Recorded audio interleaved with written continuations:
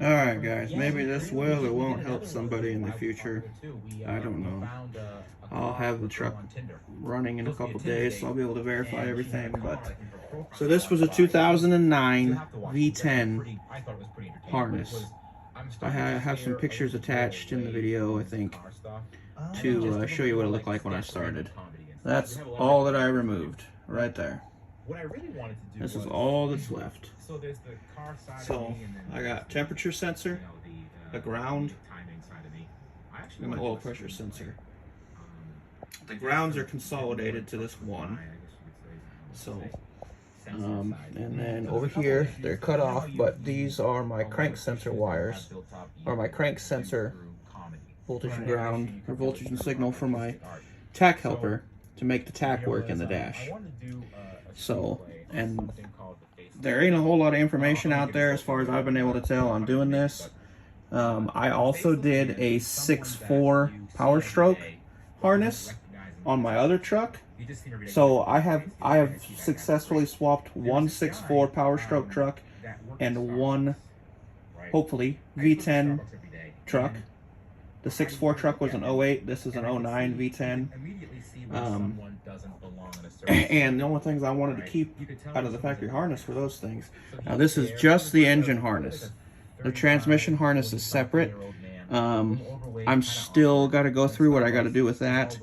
I don't think I'm going to need it at all, but we will see as far as speedometer and stuff. It should work off the rear end on my truck because it's an F450. So basically how I do these, did the 6.4 truck and did this truck, is when I pulled the engine, I went through and I labeled, as you can see, what each sensor was. So I went through and labeled them, and then I pulled it out, and I just basically took all the wire loom off, and then I just worked out from here. And as soon as I got to the first sensor, you know, in the harness that I didn't want, I removed it all the way back to the computer plug, and then the next sensor, and the next sensor, and the next sensor, all the way through, and just removed all the things that I didn't need. One of the things you got to be careful of is with the grounds. As you can see here with this one, the grounds on the sensors typically are consolidated.